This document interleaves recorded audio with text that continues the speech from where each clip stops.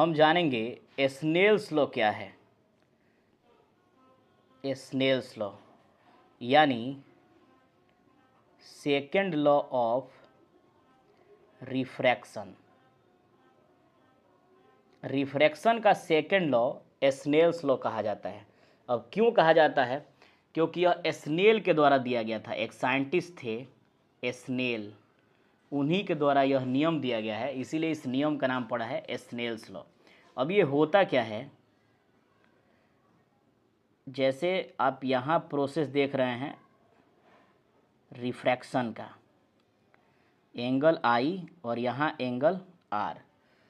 तो इसमें second law कहता है कि एंगल आई का साइन निकाल दीजिए और एंगल आर का भी साइन निकाल दीजिए और दोनों को रेशियो में कर दीजिए, तो एक हमेशा कांस्टेंट वैल्यू देता है और उसी को कहा जाता है स्नेल्स लॉ।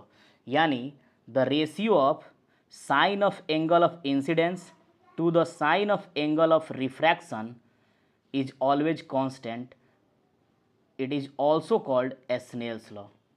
यानी साइन आई और साइन आर का रेशियो निकाला जाए तो हमेशा एक कांस्टेंट वैल्यू देगा और इसी को हम क्या बोलेंगे? Snell's law.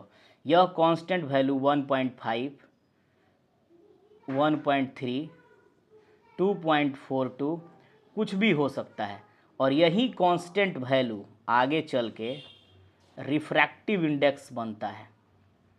क्या बनेगा? Refractive index.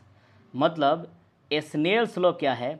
स्नेल्स लॉ बताता है कि साइन आई और साइन आर का रेशियो हमेशा कांस्टेंट होता है और यह कांस्टेंट वैल्यू बाद में रिफ्रैक्टिव इंडेक्स हमको देगा और यह स्नेल के द्वारा बनाया गया था। जैसे आप देख सकते हैं लिखा गया है sine I by sine R equal to constant.